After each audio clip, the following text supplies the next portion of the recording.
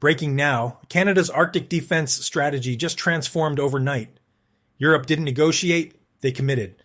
Competition is intensifying across the Arctic tonight.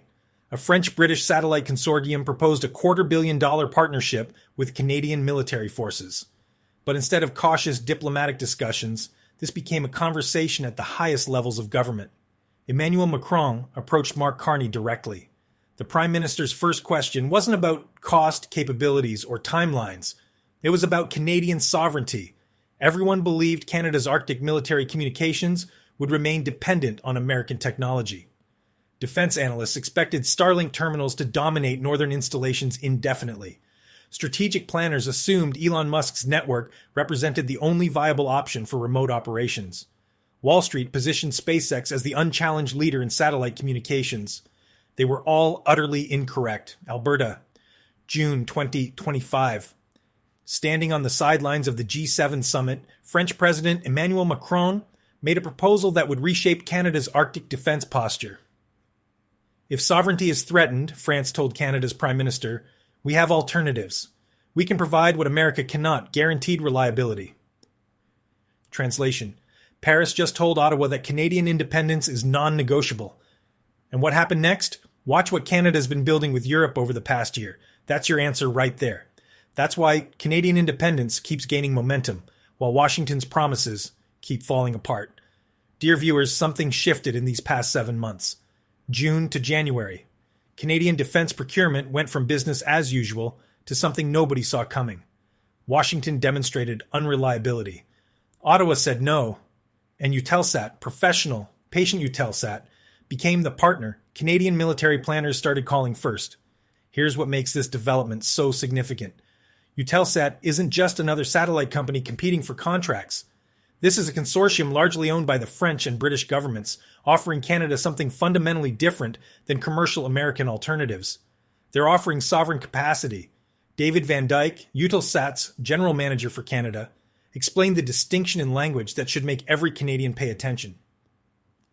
What we can provide for Canada is what we call a sovereign capacity capability, where Canada would actually own all of our capacity in the far north or wherever they require it.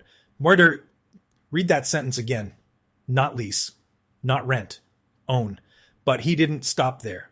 The next sentence reveals exactly why this partnership represents such a dramatic shift from reliance to resilience. We also give them the ability to not be under the control of a singular individual who could decide to disconnect the service for political or other reasons. He's talking about Elon Musk, and what happened in Ukraine explains why. September 2022, Ukraine pushed to reclaim Kherson.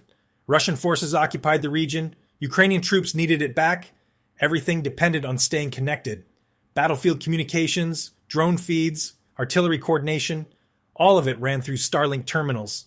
Success depended on connectivity remaining active during the most intense phase of operations. Then Elon Musk personally ordered Starlink switched off. Over 100 terminals went dark at exactly the moment Ukrainian forces needed them most.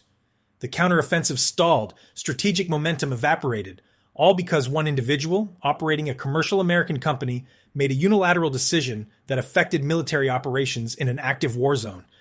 This wasn't a technical malfunction. This wasn't a cyber attack.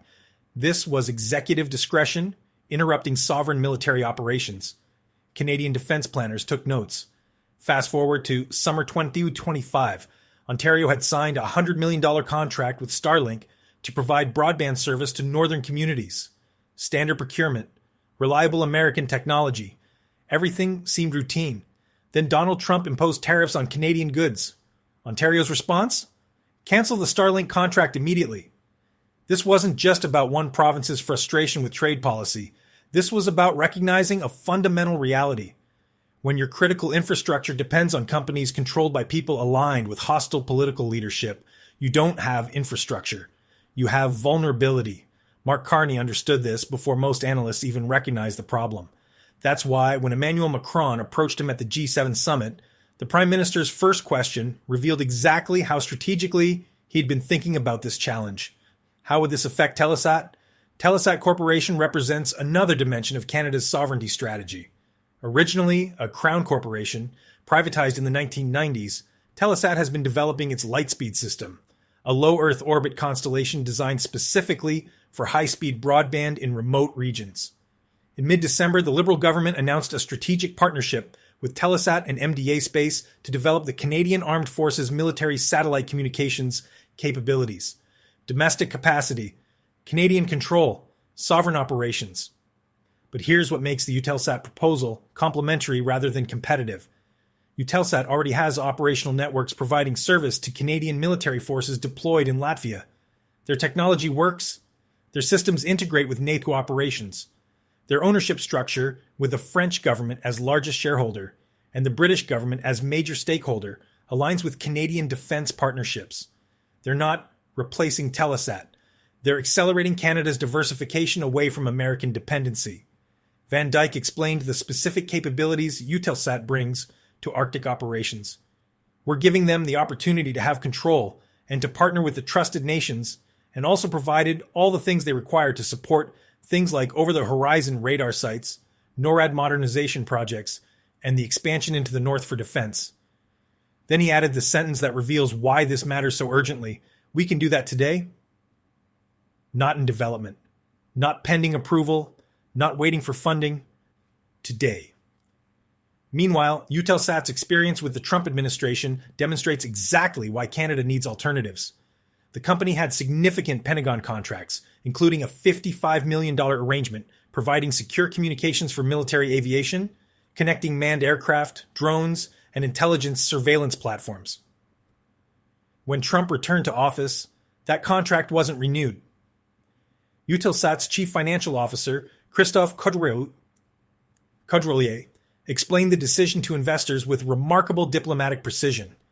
The non-renewal reflects the change in the new presidential administration's geographic prioritization for the Defense Department, with the additional context of efforts to cut government spending overall.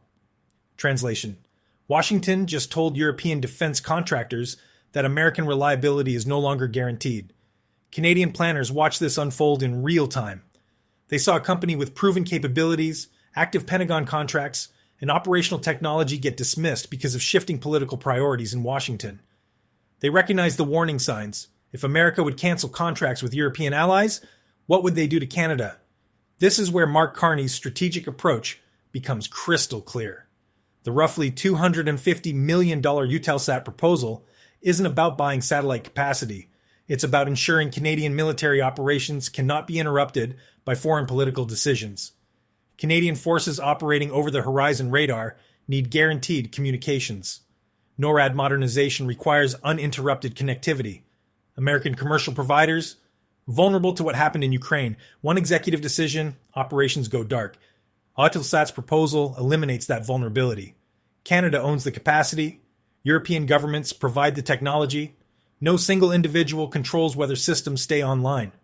The timing of Macron's proposal reveals something important about how European leaders view Canada's strategic position. France didn't wait for Ottawa to issue requests. The French president approached Canada's prime minister directly at the G7 summit and made an offer. This suggests France recognizes Canada represents a critical partner for Arctic operations, and the country is actively diversifying away from American dependency. When they offer sovereign capacity to Canada, they're offering partnership between governments, not dependence on commercial contracts subject to shareholder pressure. The $250 million question is whether Canada moves forward with this partnership. Early indications suggest serious consideration. Eutelsat already provides services to Canadian forces in Latvia, demonstrating operational compatibility. The company's technology supports exactly the kind of Arctic applications Canada needs. Over-the-horizon radar, NORAD modernization, northern expansion. Most importantly, the ownership structure aligns with Canadian strategic priorities. This isn't about replacing American partnerships entirely. It's about ensuring Canada has alternatives when American reliability fails. Carney's approach to defense procurement mirrors his broader economic strategy. Build multiple pathways, develop trusted partnerships, never depend entirely on any single relationship. It's methodical, it's strategic, it's exactly how you transform from reliance to resilience. And it's working.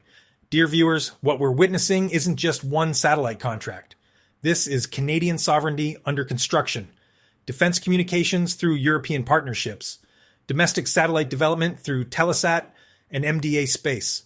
Arctic operations independent of American commercial providers. 5 years ago, this seemed impossible. Today, France approaches Canada at international summits offering sovereign capacity. European governments invest in partnerships that respect Canadian autonomy. The transformation isn't complete, but the direction is unmistakable. Canada is building independence, methodically, strategically, with partners who understand that sovereignty isn't negotiable, and other countries are watching.